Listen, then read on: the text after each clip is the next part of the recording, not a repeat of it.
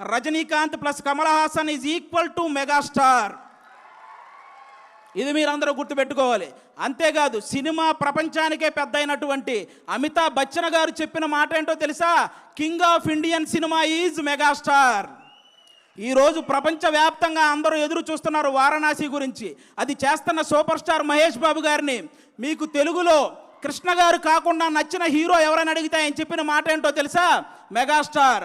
Already ప్రపంచవ్యాప్తంగా విస్తరించిన బాహుబలితో మన రెబల్ స్టార్ ప్రభాస్ గారు మీకు కృష్ణరాజు గారు కాకుండా తెలుగులో మీకు నచ్చిన హీరో ఎవరైనా అడిగితే ఆయన చెప్పిన మాట మెగాస్టార్.